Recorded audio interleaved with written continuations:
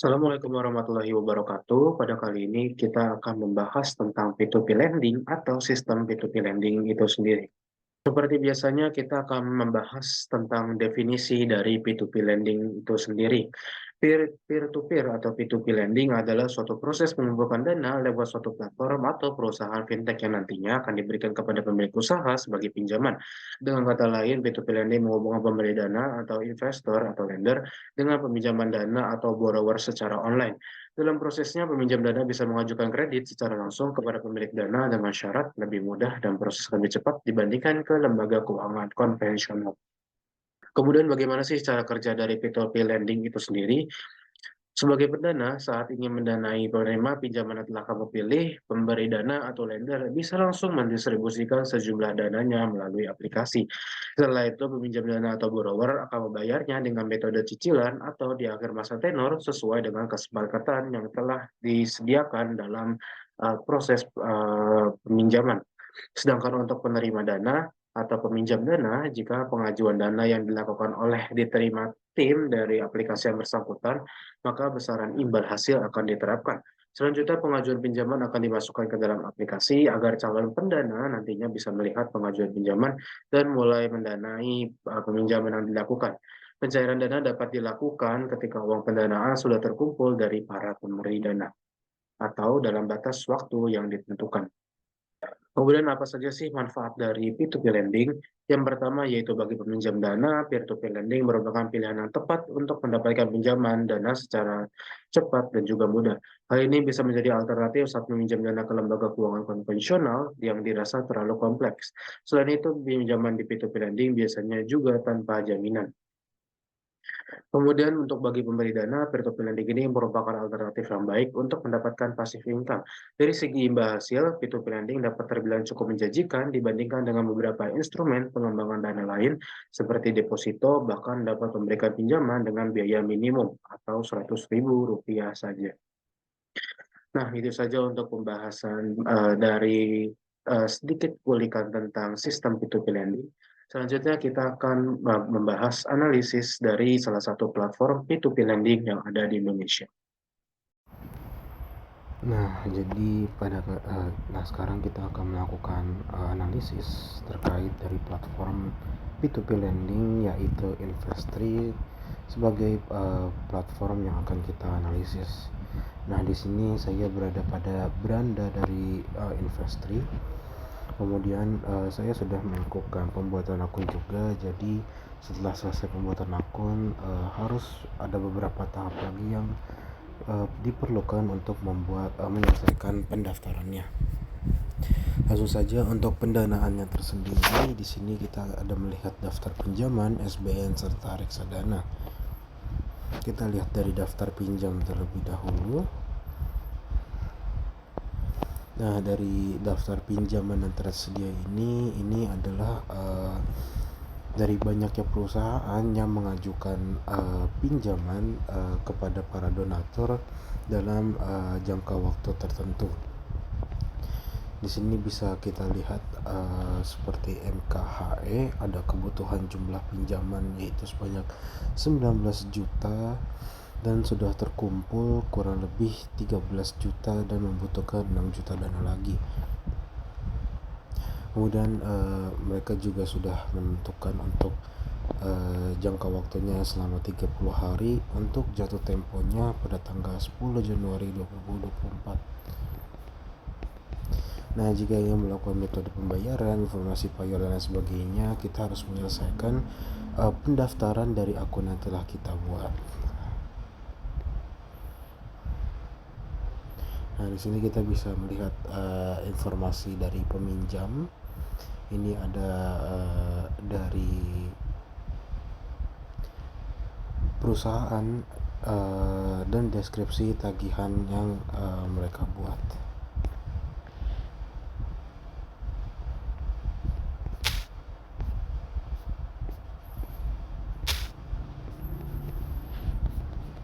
Nah, untuk selebihnya lagi kita juga bisa melihat apa saja yang sekiranya perusahaan yang membutuhkan beberapa dana. Sini seperti ada PT Zok, itu membutuhkan dana sebanyak 259 juta, PT FGGM 250 juta, PT NAS 412 juta, dan banyak lain-lainnya. Sedangkan untuk yang terpenuhi ini bisa kita lihat dari para peminjam yang sudah terpenuhi dana yang mereka butuhkan.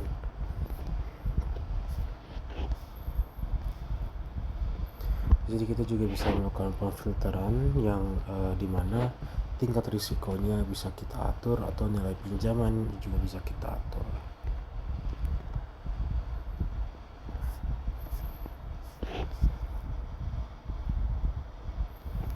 Nah, selanjutnya mungkin untuk SBM ataupun reksadana ini juga bisa kita lakukan setelah menyelesaikan pendaftaran yang tahapan pendaftaran yang diperlukan.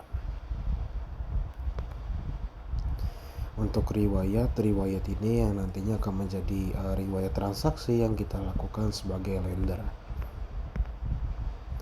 Untuk portofolio sendiri juga di sini akan memberikan kita hasil riwayat juga bagi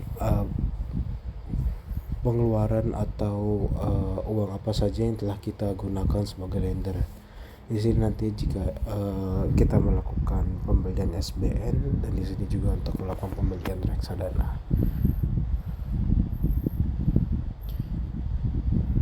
Kemudian untuk ada fitur bantuan, ini yang nantinya bisa membantu kita terkait pertanyaan seputar dari aplikasi Investri.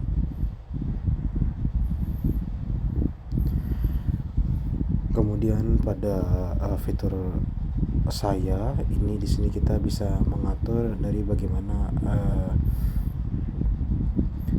akun yang kita miliki.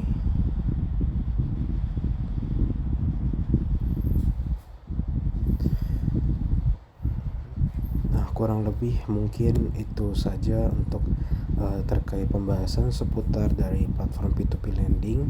Tidak banyak yang bisa kita bahas karena di sini memerlukan beberapa data diri yang perlu diverifikasi. Mungkin itu saja yang dapat saya sampaikan, kurang lebihnya mohon maaf. Wassalamualaikum warahmatullahi wabarakatuh. Nah, jadi sekarang kita akan sedikit menganalisis dari aplikasi P2P lending lainnya. Tadi kita sudah menganalisis dari aplikasi Investri.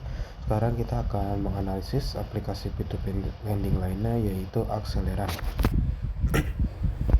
Sebelumnya untuk pada aplikasi Akseleran ini saya belum melakukan menggunakan akun karena ada sedikit kendala pada server dari Akseleran, sehingga untuk penggunaan akun yang nantinya bisa melihat informasi lebih detail pada pendanaan yang dilakukan itu sedikit kesulitan. Tapi langsung saja, sekarang kita sudah berada pada beranda dari Akseleran. Di sini kita bisa melihat yaitu ada berita dan promo. Ini yang nantinya menjadi informasi bagi kita, berita apa saja yang sedang yang diberikan oleh Akseleran, juga promo-promo apa saja yang tersedia dari Akseleran. Kemudian ada juga keuntungan menggunakan Akseleran. Ini nanti sebagai informasi bagi kita, keuntungan apa saja yang bisa kita dapatkan dari penggunaan aplikasi Akseleran. Itu ada berkembang lebih cepat, mudah dan sederhana, aman dan terpercaya, pinjaman sesuai kebutuhan, anggaran yang fleksibel, biaya terjangkau, dan pendanaan yang terjangkau. Nah, di sini ada peluang dari peminjam dana yang direkomendasikan kepada kita. Di sini kita lihat ada salah satu pinjaman yang senilai 2 miliar. Itu sudah terkumpul sebanyak 95,6% dari 500 lebih pendana. Nah, di sini kita lihat untuk keseluruhan dari pinjamannya. Nah, di sini tersedia dari pinjaman-pinjaman yang telah dilakukan. Tentunya juga ada berapa lama yang nantinya akan jatuh tempo untuk waktu pengumpulan dana yang dilakukan. Kemudian untuk berapa persen asuransi yang dapat diberikan, kemudian rating dari bagaimana pinjaman itu disediakan. Nah, di sini kita bisa melihat sedikit informasi dari pinjaman yang dilakukan. Untuk bisa melihat informasi secara lebih jauh atau secara keseluruhan, kita perlu melakukan login pada akun dari Akseleran.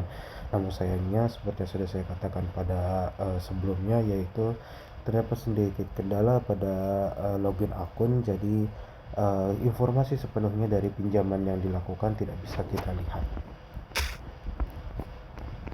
Dan di sini mungkin kita bisa melihat untuk pengurutan atau mungkin kategori yang diberikan, yaitu untuk pengurutan, jenis pinjaman, tenor, serta anggunan. Kita lihat mungkin pada urutkan. Di sini bisa kita lihat dari pinjaman terbaru, pinjaman terlama, atau pinjaman terbesar, pinjaman terkecil, bunga terbesar, dan bunga terkecil. Di sini kita akan melihat pada bunga terbesar, lalu kita terapkan. Nah, di sini diberitahukan yaitu ada 5 kampanye aktif. Itu ada dari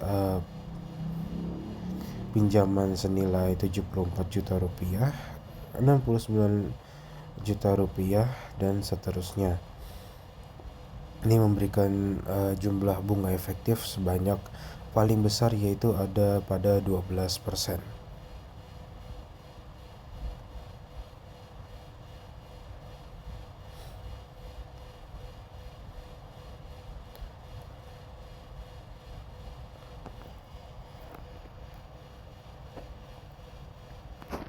Nah, mungkin memang kurang lebih seperti itu untuk dari peminjaman-peminjaman yang ada. Kita juga bisa melihat berdasarkan dari jenis pinjaman juga kita terapkan pada pinjaman produktif. Nah, nanti di sini akan ditampilkan dari jenis pinjaman yang kita inginkan. Kemudian untuk tenor juga bisa kita lihat.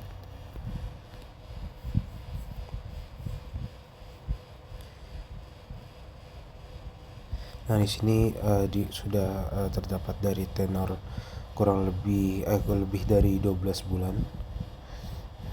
Di sini juga sudah tersedia dari pinjaman-pinjaman yang sudah terkumpul 100%.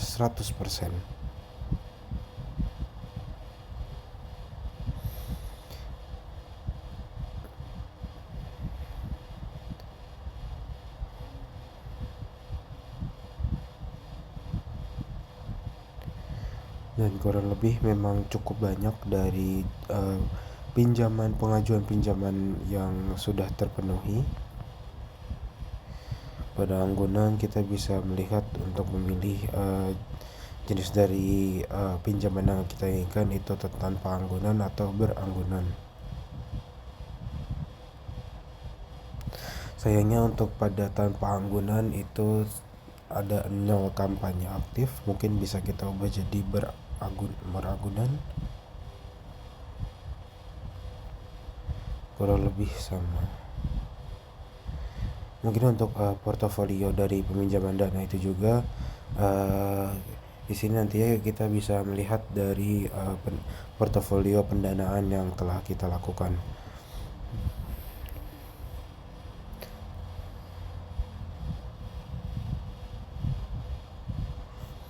Nah, kemudian untuk fitur dari Dana ini sendiri yang nantinya kurang lebih seperti pada aplikasi-aplikasi lainnya, pada fitur Dana ini yang nantinya memudahkan kita untuk secara langsung memberikan dana kepada peminjam dana yang membutuhkan. Ini untuk memberikan metode pembayarannya kemudahan tanpa harus pergi ke aplikasi lain untuk melakukan metode pembayaran. Kemudian di sini pada lainnya ini bisa kita lihat ada beberapa fitur. Itu ada kalkulator finansial, tentang akseleran, bantuan, pengumuman, penafian, juga bahasa yang akan kita pilih. Ini untuk dari kalkulator finansial ini bisa kita lihat proyeksi hasil pendanaannya, itu yang nantinya akan memberikan kita imbal hasil per tahun dari pendanaan yang telah kita lakukan. Dan mungkin untuk pendanaan awal kita bisa melakukan pada 5 juta rupiah. Kemudian untuk rencana pendanaan per bulannya kita lakukan pada 2 juta rupiah. Kemudian imbal hasil per tahunnya kita ambil 10% dan jangka waktunya itu dalam waktu 1 tahun dan 6 bulan. Kemudian kita pencet hitung. Maka untuk proyeksi hasil pendanaan yang kita dapatkan yaitu ada sebanyak 27.549.000. Ini yang nantinya menjadi hasil akhir dari uang hasil akhir yang menjadi pendanaan yang telah kita lakukan. Kemudian yang lainnya ada jangka waktu juga, dan juga kurang lebih ada namanya pendanaan bulanan.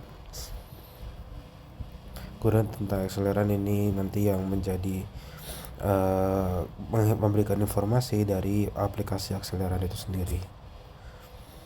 Bantuan ini nantinya kurang lebih seputar terkait kendala yang dialami selama penggunaan aplikasi akseleran.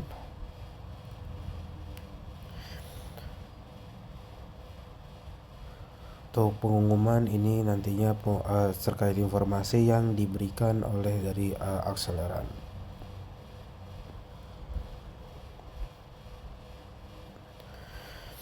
Untuk penafian sendiri ini disclaimer yang diberikan oleh akseleran terkait aplikasi akseleran. Nah, mungkin itu saja untuk dari analisis aplikasi lain dari P2P lending, yaitu akseleran.